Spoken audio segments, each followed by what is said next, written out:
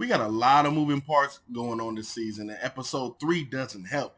Let's dive into today's drama, awkward moments, and of course, infinite secrets. All right, let's go.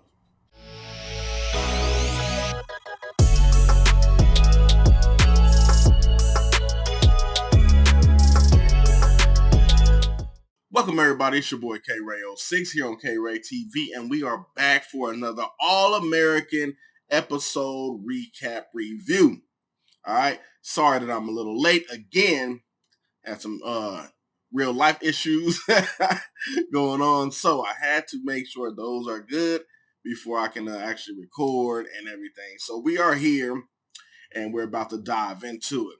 Before we go, before we dissect this thing, I just want to give a shout out to all the Dream Squad, old and current and new, because you guys really make me as a content creator very feel very appreciated. Like reading the comments saying like you're my favorite reviewer, or you're my favorite reactor, or I love your videos, and seeing like the Noti gang and whatnot, and seeing those certain people, because I recognize you guys because I comment on every single person's post or comment.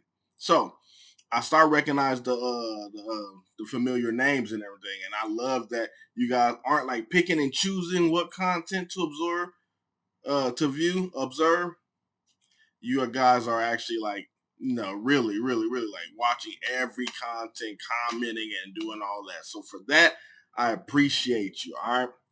So I just wanted to get that out the way first. Also, if you like this video, we haven't dived into it, go ahead and run a thumbs up on the video as it helps. If you're not a part of the Dream Squad, you're not a part of this family as we build this thing brick by brick and on our way to 5K. Go ahead and show some love by hitting that sub, click that Noti bell, join the Noti gang, hit all, and share like you care, all right? So, tonight's episode 3, All-American, High Expectations. If you think you're going to get answers to all the secrets that has been going around just on the first 2 episodes, then I'm sorry. I'm sorry, my friends. I'm sorry, ladies and gents. You are not. What you are going to get is more secrets, more subplots. That's the pace they're going at. You might get a little inkling into what's going on, but you're not going to get the full reveal just yet, all right? So, of course, in this review, we're going to talk about the overall plot and a few subplots. We're going to hit on those, and then what you come for, the good, the bad, and the downright disrespectful. All right, so let's rock this thing. Let's get this thing rolling. The main plot points for this episode is, I like to call it, getting back to the game. On both ends of the spectrum, we have Jordan getting back to the game of football, Spencer getting back to the game of football. This is the majority. This is the main plot point that goes throughout the story. Of course, we have subplots within the plot, but this is the main plot. We're finally getting back to some football. I know y'all waited for it. I know y'all wanted to see it. I know I wanted to see it, and we're finally getting that here in episode 3. Jordan and Spencer are on 2 sides of the town, but they're both experiencing the same thing. Jordan is experiencing all the pressure at Beverly High School because of the vacuum that was left for him. You got to realize his dad left as the head coach. Asher is benched because of steroid use, and Spencer went to go save Crenshaw. And that left a huge vacuum for Jordan. Now Jordan is feeling and getting crushed by the weight of being the QB1 and having to carry a whole team by himself pretty much. Like, it's no more Spencer. It's no more anybody picking up that percentage of workload. He has to carry it 100% of the time. And you can see that it's starting to, he's not Atlas. It's starting to feel a little heavy. And then you jump to Crenshaw, and Spencer's feeling the same thing. He's carrying the weight of the world, the weight of Crenshaw, the weight of saving Crenshaw High, saving the neighborhood, being that bright light. He's carrying all of that on top of not knowing if his arm is fully healed.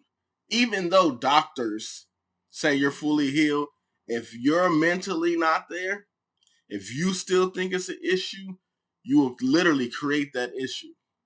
You will literally create that issue because it's doubt. And because he hasn't dealt with certain things, he's literally creating that issue of his arm. His arm could be 100%. But because of that doubt again, it's affecting the way he plays. So his arm keeps going out. His arm keeps going out. His arm keeps going out.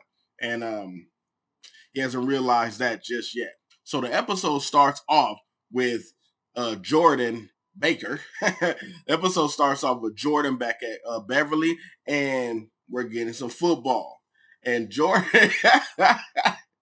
this new coach is on Jordan's neck. Let me tell you, she is on Jordan's neck. Like soon they hike the ball, and she blow the whistle, blow the whistle, like literally, she blows the whistle every time, like, and she is staying on Jordan, making sure everything is 100% correct. Like she's like, stop overthinking, get the ball out, and Jordan is feeling like, dang, I cannot do anything right, like, like, bro, like, what's your deal? Like he feel like he just been ridden the whole time. And as a person who played sports back in high school, I get it. I remember during my track season, I had a coach and she used to ride me. And I felt like it was this other guy on the team. I ain't gonna mention him, but he got a lot of free passes. Not showing up to practice, like showing up just for the meets, like leaving early from practices. And like me, I'm there sweating my off and doing all this, and I'm still getting corrected. Move your arms. Don't move your arms. Bring it down lower. You started too fast. You started too slow. Go run extra. I'm like, bro, what's your deal? What's your deal? So I get it. I get it for both ends of the spectrum. I get it how the athlete feels or the player feels like, bro, give me a break. You're not even riding nobody else's hard. But as the coach, I get it too because they see that untapped potential. They see that raw potential where you can really develop into something much greater, and they're pushing it on you, and they're pushing their demand is tough and it's rough, but if you just continue to do it, you'll see the outcome. You'll get to where they see you at. You'll get to the place they see you at. And I experienced it, and I feel like Jordan is going to experience that too. Of course, our subplot of Asher and Vanessa still continues in this episode. We have Asher, who's supposed to be studying the field, learning the plays on the sideline, but yet he's over there getting a dang master's degree and studying Vanessa. So Vanessa comes up to talk to the coach, and bruh, like they just can't take their eyes off one another. He just Asher, and she just steady on. Like, bro, what are you doing, my guy? JJ comes over and he confuses the back and forth stares as she's checking him out, and he want to ask her out for a date. He's like, oh, she checking me out. You know what I'm saying? She hot, let's go do it. And Asher quickly bucks up. Asher quickly try to shut that down, telling him she's not into football and all this extra stuff just to back JJ up. And I'm like, See, I don't know if y'all picking up what I'm putting down. Like, Asher's defending this chick, right? We learned last episode that they did not have sex. But I feel like this is far worse than having sex. Asher has formed a emotional bond. He has formed that emotional bond with Vanessa, and that is far worse to me than a physical bond. Because he does not want anybody near her. And he even told Liv, we didn't have sex, but she was there and we formed a connection is what I needed. My God. Oh my God. Like, I don't understand why he didn't come back and break up with Liv. I don't think she would have mind considering she got a secret of her own.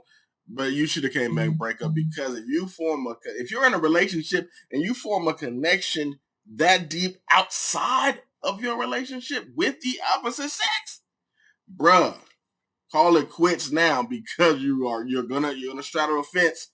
You're going to straddle the fence, and then eventually you're going to lean towards that connection because she's giving you something, like you said, that you need.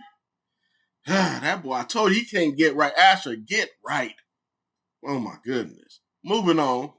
Across the way at Crenshaw, Spencer is getting alienated like a mug. Like Chris is intentionally not throwing the ball to Spencer. He is seeing him open the entire time and refuses to throw the ball to him, and even say, every good play or every perfect play doesn't involve Spencer James. Like, if Bud Hurt was a person, it would be that afro that need to go. Like, I'm sorry, get that afro. That thing changed every episode, and I'm going to keep talking about it. I'm going to keep talking. First episode is, no. Second episode, y'all gave him a line up. You know what I'm saying? Poofed it out, add little curls on the end. I'm like, okay, look a little better. And then the third episode is back there like he just smushed it with a pillow or a hat. And then, or just woke up from a freaking hibernation and rolled out of bed and was like, all right, we ready? Like, no, that need to be gone. But anyway, Chris is still tripping off the fact that Spencer chose Darnell over him. So he's deliberately not passing the ball to him and doing that stupid face that gets on my nerves.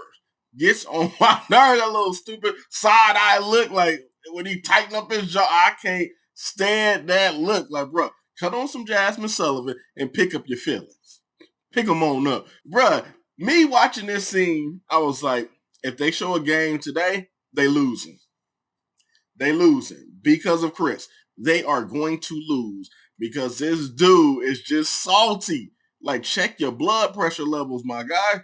Check your blood pressure levels. Like, get it together. Like, I don't know. Like, I think Jordan be hopping back and forth on my list, but Chris is constant on my downright disrespectful, on my, like, bruh. So Coach Baker brings in his friend and former NFL quarterback, Manny Traymack, to help with the quarterbacks. And this episode, bringing him in with another subplot, which was Darnell. So we got a few subplots. We got the Asher and Vanessa, little shindig. Of course, we got the Liv, Layla, Spencer love triangle. We got Darnell subplot as well.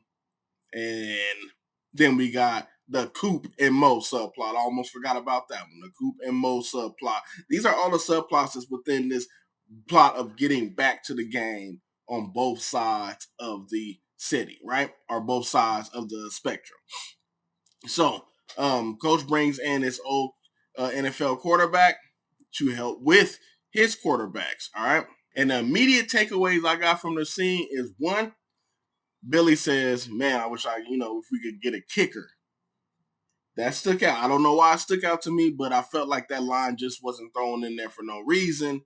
And two, another standout was Manny specifically says that, he won his NFL ring. He got his ring while he was backup. These two things play a major part in today's plot point in the episode, all right? So keep that in mind. Back at Beverly High, Simone has finally returned back to school. We didn't see her in the second episode, but we got to see her a great deal in the first, and now she is back to school looking as fine as she want to look.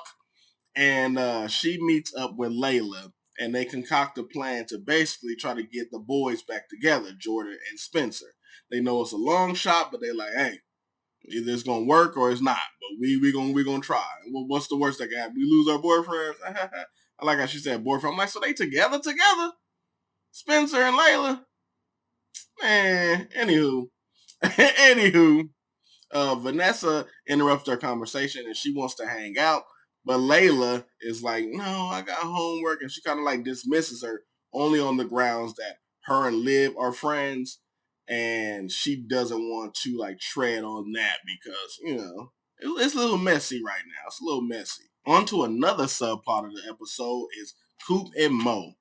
Mo is going around the city basically having talks with some of the gangs and whatnot and the members.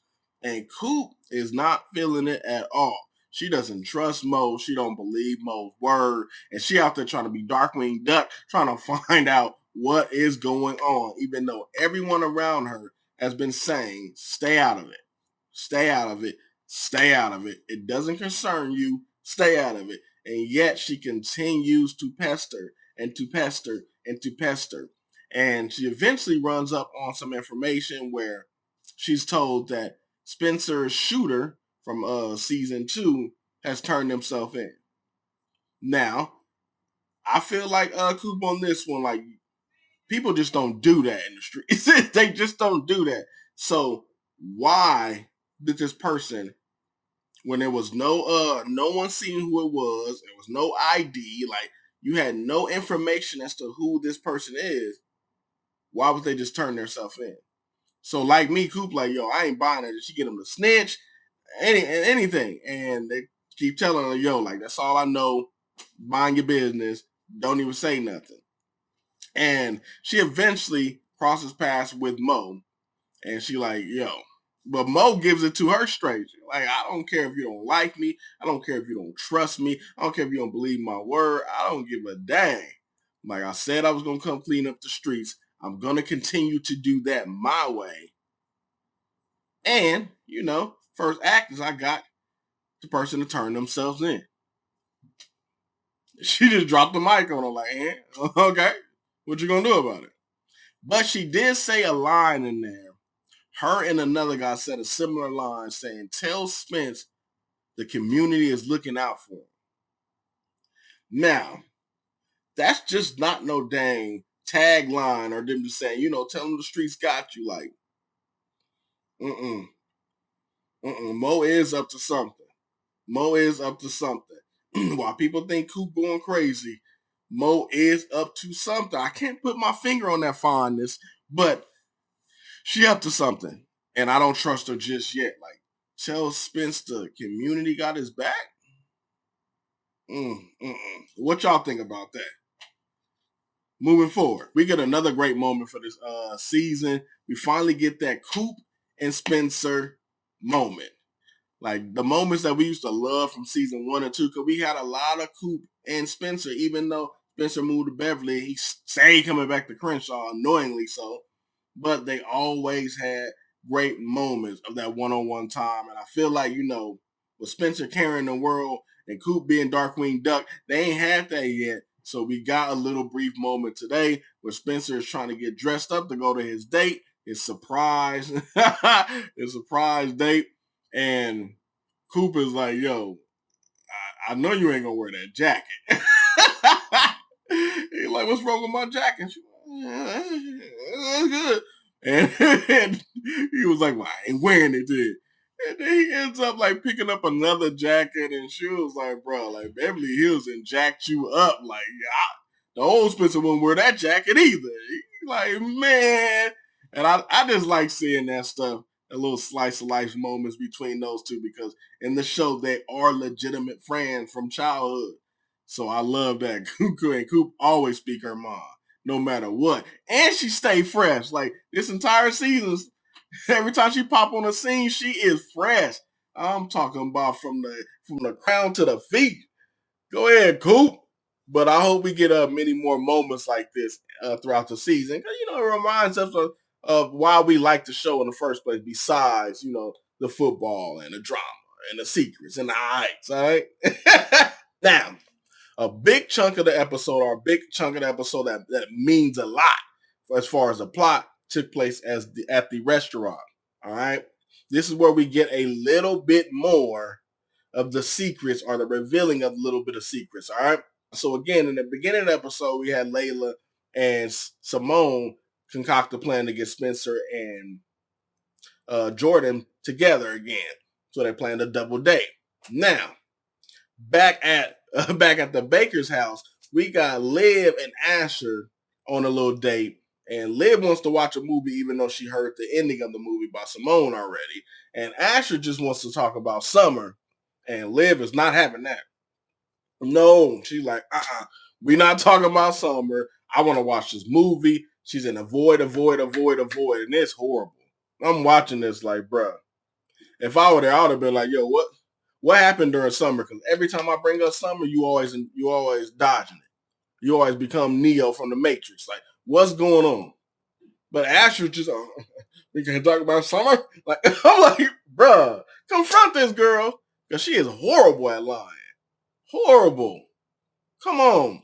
But she sees Jordan come down all spiffy and she like, bing, bing, light bulb. Like, Jordan, why are you so dressed up? And he was like, I got a date with Simone. She's like, oh, we should go with you, like a double date. And he was like, okay. And Asher just went along with it because, I guess his nuts ain't dropped. So they go to the same restaurant, to the same surprise double date that was supposed to be for Layla and Spencer now.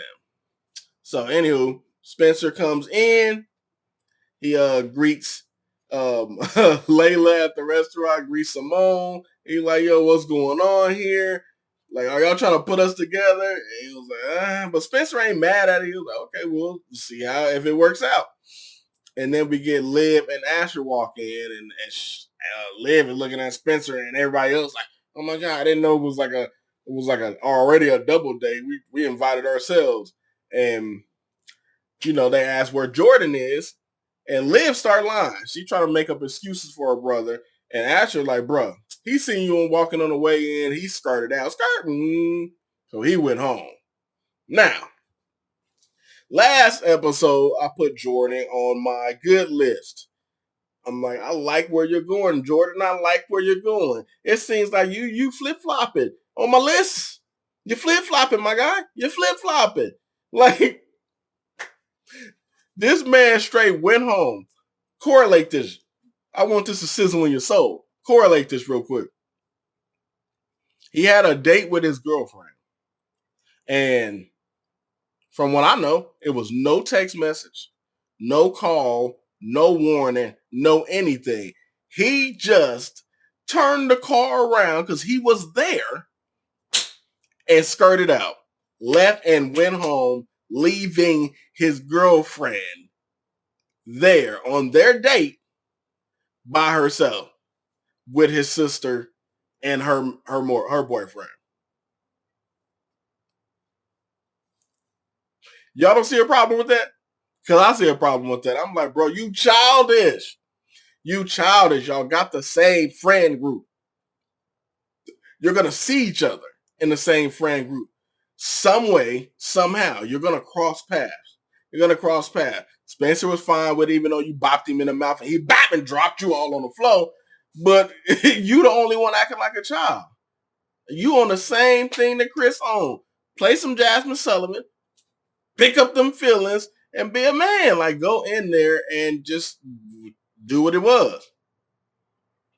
If it ends up y'all talking, y'all talking. If it ends up y'all still not talking, you don't talk. But at least you address the issue. You got me mad with that. And Simone, I don't know one girlfriend. Let me, I'm going to say one girlfriend. But all the sisters I know, please, that would have been the issue. You said, oh, he went where? He not outside parking the car.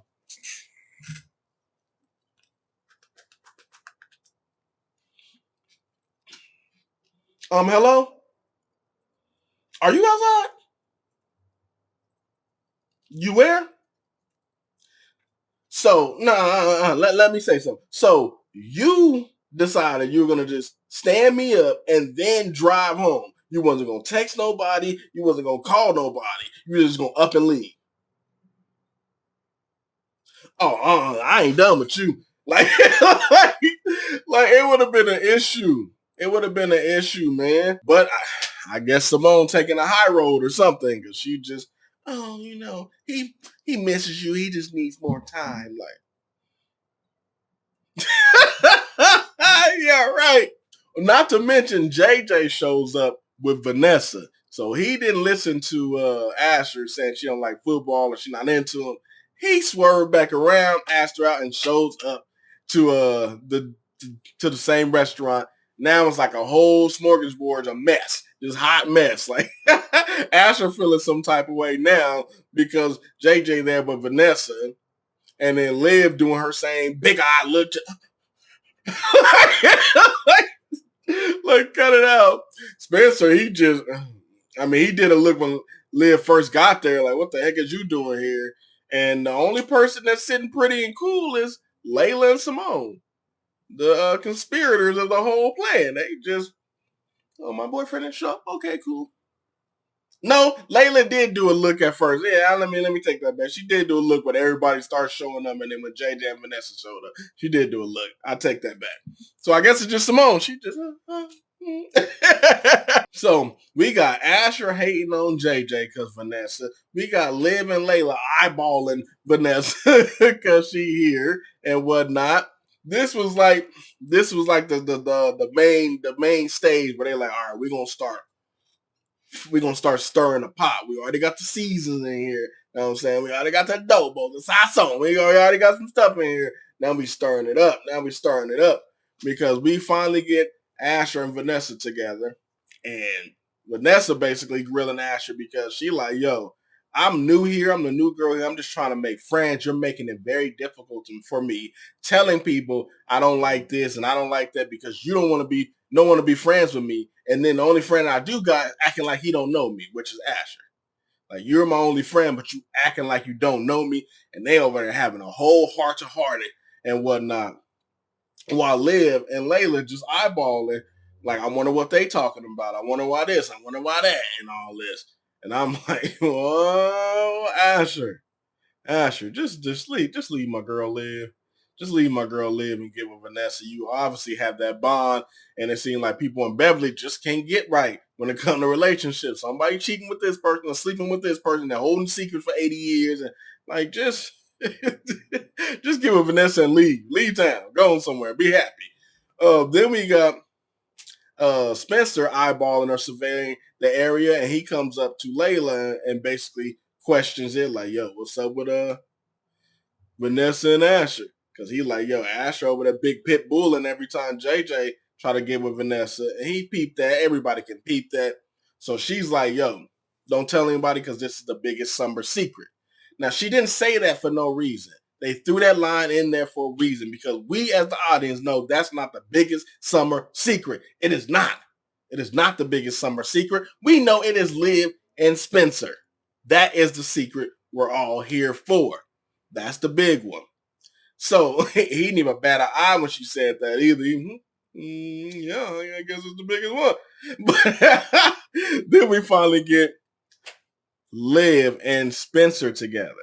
I guess she gained enough confidence now to come over there while he's playing pool.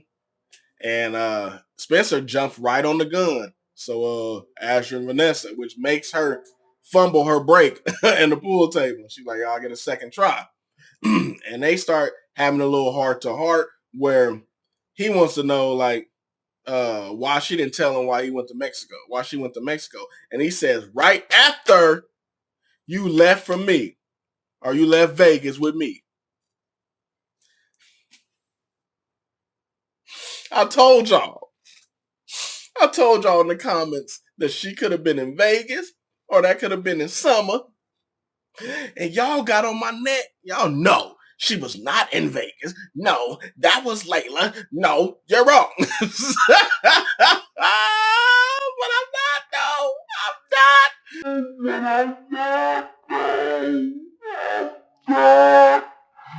I was not wrong. She was there in Vegas because she said, same reason you didn't tell me you got back together with Layla shortly after I left Vegas.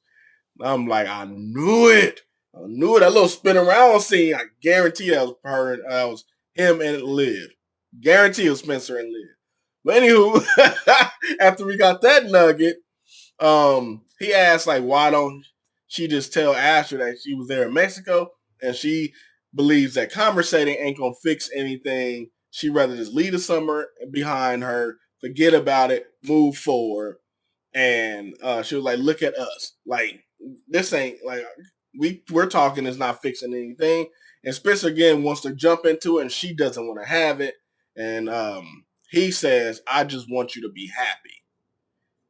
And she scoots a little closer and says, are you happy? Y'all tell me they just had a conversation during the summer. Y'all tell me. Because they already had the bond. I think hold on, let me get closer. Y'all ain't reading me right. Y'all tell me. Y'all tell me that they just talked during summer. They already had the bond. Nah, they got to know each other. In that sense. In that sense. That's why they always be eyeballing each other. She's scooting on closer, not even surveying the area because Layla was peeping the whole time. She like, oh, what the hell is going on there? What's going on here? Which jumps us directly to her taking Spencer home, right? And she immediately asked him, like, yo, what's going on? He was quiet during the whole ride there. He's like, what's going on? And she asked, is it about Liv? He thinks she knows something. And she says, you trust her more than me. You conversate with her. You tell her things. I'm your girlfriend. I'm here. Talk to me. And he did give her the truth, but he didn't give her the truth. He told her, his arm is not 100%. And she tells him, like, that every doctor said it's good and whatnot. So he gives her that piece of information and she consoles him on that. But he didn't tell her, your best friend again. we got to know each other. He didn't tell her all that. Now, right before both games started, we did get Liv and Asher meeting up again. And even though I said this earlier, this is where Asher basically comes clean and says, yo, I know Vanessa. I'm sorry. I act like I didn't know her, but I do know her. We met in Mexico. He said this because, she grilled him at the restaurant. So he like, yo, I am treating her dirty. Let me come clean to my girlfriend. And Liv, like, she was like, yeah, okay. And she kind of like blows it off. But he quickly lets her know, like, yo, we didn't, I didn't know her like that. Like, we didn't have sex. And this when he tells her they had a connection that he needed. And she's like, okay, like, let's just forget about it. Let's just move forward. And he was like, oh, okay. And I'm like, can we get a flag on the play? Can we get a flag on the field, please? Can we get a flag on the field? Like, flag for two things. He just told you, Liv, to your face, that he met a girl in Mexico. He built a connection with them, and it was something he needed. You say, we weren't really together. We're trying to figure it out and blah, blah, blah. So it's cool, whatever. That should have been a flag on the play. She doesn't care because she's in love with Spencer. She heard all the information. She processed the information. She was like, because I slept with Spencer, and I ain't even tripping off that. But Asher should have been the one to be like, I just told my girlfriend I got a connection with a whole other girl that I needed, and she didn't bat an eye. She said, let's move forward. Flag on the play. I would have been like, nah, come on. What happened during summer? I would have just started throwing out stuff. You sleep with Spencer? You back drinking? Like, like what you doing? What you doing? You going to strip clubs? Like, let me know. Like, what we doing? I just start making up stuff just to get her to confess. Because whatever she gets flustered about the most, or you slept with Spencer, why would I do that? Like, why would you even say that? There it is. Would have got her. Would have got her. But, Asher is slow, and it took to the end of the episode where he talked to Vanessa on the phone late night. I'm like, what's she doing calling you late night around these hours? Them creeping hours. She let him know that if she was her girlfriend and she's a girl, if you told her the same thing you told Liv, it would have been an issue. So she's saying, yeah, Liv, she hiding something. And now the light bulb seems to come on. I guess since his connected boo was like, yo, check out. Horrible. Horrible. Horrible. Like, he should already know. He should be like very fluent in this because season 1, you cheated sometimes with Liv. Liv was on drugs. You were drunk. Y'all cheated while you were dating Layla. You kept a secret, but you kept back up. You seen Spencer eyeballing your girl. You seen your girl eyeballing Spencer, but you gave her space because you were guilty that you slept with Liv. And he ended up smashing your girl and taking your girl. So now, you in the same situation again. Only thing is, you got a bond with another girl, but you're still dating a girl that's been eyeballing Spencer from season 1. They've been googling eyes and all this other stuff, and now it seems like Spencer then swooped back in and grabbed your girl. Like right now, like you should be bombing on Spencer because he just keep every time he might come for Vanessa next. Who knows? Like you date Vanessa, Spencer gonna be over there. Like I would be like, bro, you stay away from me and anybody I talk to. Cause you just keep swooping in and taking my girls. Nah, not gonna happen. So he should be fluent in that. But we'll see how it goes. I can't wait for this thing to get unraveled because I'm getting tired of Liv and her lying and them big eyes. You fine, but I'm tired of that look. All right, moving on. Now, finally, we get our first football game. All right, we finally get here. The whole episode has been about them getting back to the game, and we finally get to the game. We start out, and the focus here is on Crenshaw. We don't get the Beverly game, but we get the Crenshaw game. And immediately thing that points out is Spencer he loses feeling in his arm again because he's on the field. He has not dealt with anything. And hearing the loud sounds, the lights, the cameras, and the drums, it reminded him of when he got shot. And boom, all that stress went right here. And he dropped his helmet. He got his feeling back quickly, but I think that's when it finally clicked like, dang, yeah, something is really going on. Something is really going on. So we get on the field, and just to elaborate the first half, it stunk. It stunk. Chris was out there stanking up the field. I'm talking about funky.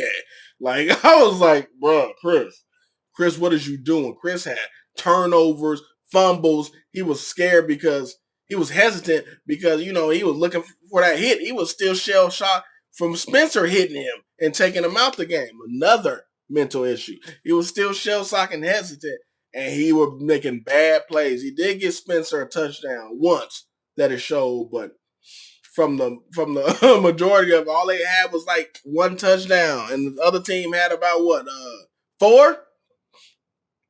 About 4? I'm like, come on, bruh. Come on. Darnell on the sidelines mad. Like, I'm mad.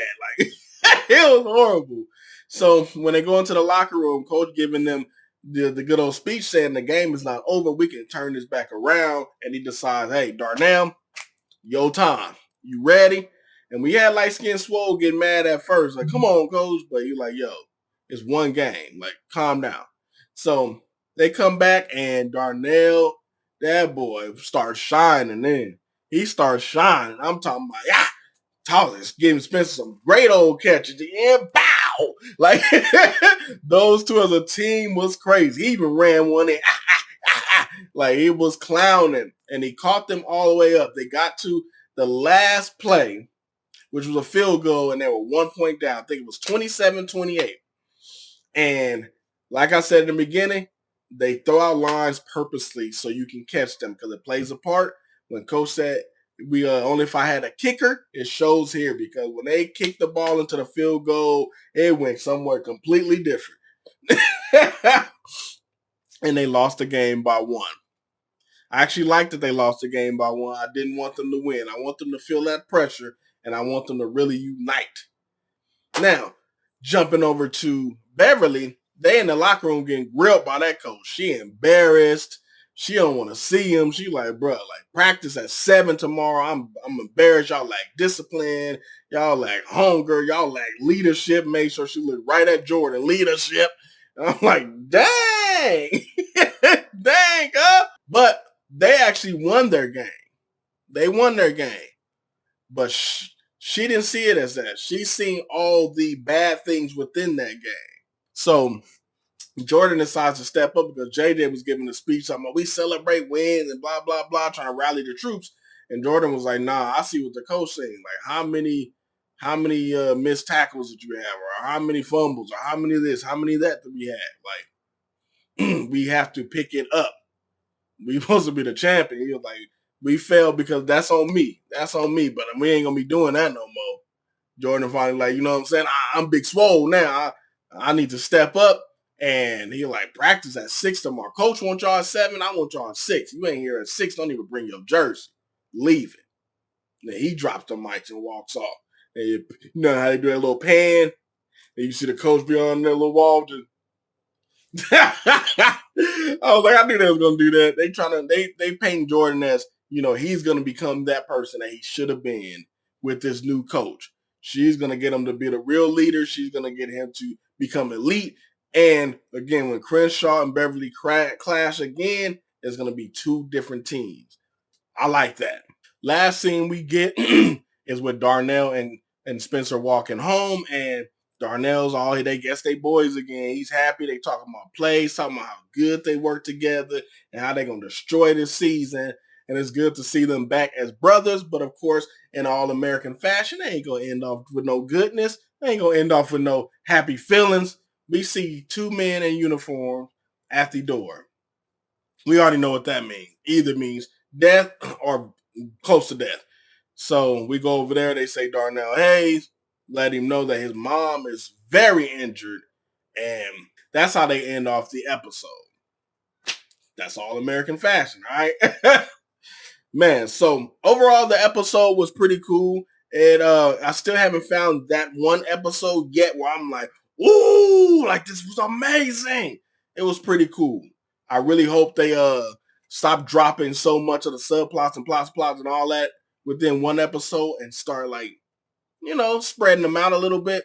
I think it'll help with the pacing. But overall, it was pretty cool.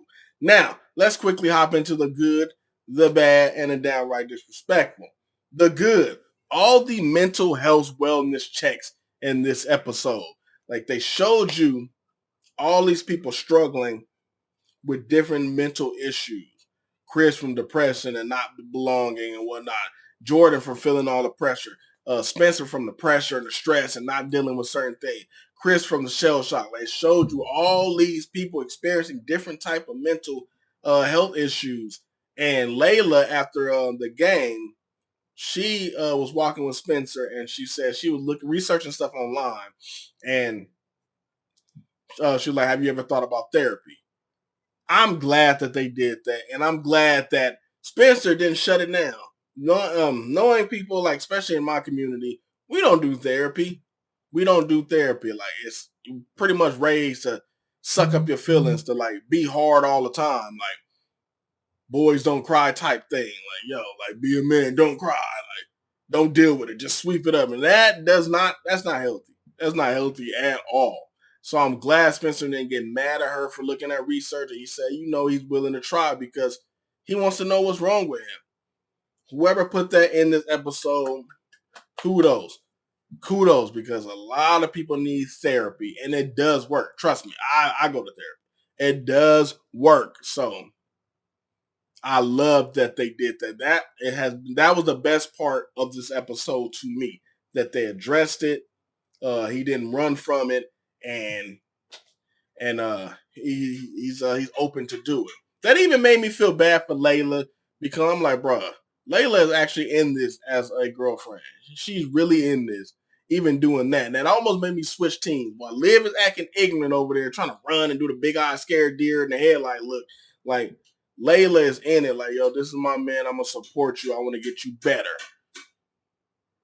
So, I don't know. I was Team Liv, but I'm starting to question it after today.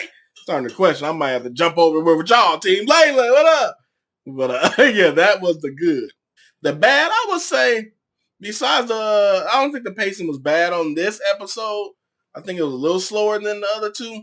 But if I had to just say like a character, then Asher. Asher would be the bad for me. Because he was just acting like he can't get right. Like he couldn't see the things right in front of him. Liv constantly lying to his face and avoiding everything. And then you having this bond with a whole nother girl that's not your girlfriend. And then it takes her to reveal that Liv might be hiding something. Like, you've seen her and Spencer in rooms multiple times. You've seen the looks. You've seen the avoidances. Like, come on. Come on, my guy. Get it together. Him over there huffing and puffing, trying to blow everybody's house down to keep them away from Vanessa. But you're not doing that from your girl. Like, if you can't see that, my God, then it's going to be rough. It's going to be a rough season for you. It's going to be a rough season for you. Because it seemed like, but let's talk about the downright disrespectful. That's going to go to my boy Jordan and his twin sister. Jordan, That guy. Like, I'm still mad about the restaurant thing. That's why you on this list. Like, to pick up the feelings, the running, the avoiding, but then wishing people luck. Like, that got me mad. Like, you doing all this to avoid Spencer. Why? Why? What did Spencer really truly do to you? What did he really truly do to you that you got to punch him in the face and almost get knocked out a few seconds later? Like, whatever's in y'all Dana, y'all need to get it fixed. Because Liv acting the same way. She acting ignorant throughout this whole episode. And yes, we know she was drinking. I ain't gonna forget that. She was drinking at the end of the episode. Like, Liv, you back drinking. You lying. You doing them stupid looks. You're avoiding Spencer, but then want to go talk to Spencer, but then want to avoid a conversation, but then want to be all cool with Asher. Like, the twins make my disrespectful list. They irking me. They got me talking longer than I was supposed to talk. But anywho, I hope you enjoyed my review recap of episode 3, High Expectations of All American season 3. Let me know in the comments below, y'all good, bad, and downright disrespectful from this episode. Run them likes up on the video as it helps. If you're not a part of the Dream Squad, then go ahead and show some love by hitting that sub, clicking that noti bell, clicking all, and sharing like you care. And we will see you in the next recap review video. It should be out earlier than this one, if everything goes right. But always look for it. I will put it out. All right, and check the community tab because there I will let you know if stuff get delayed or anything. All right. So until next time, y'all be easy and be safe. We out. You just come running by.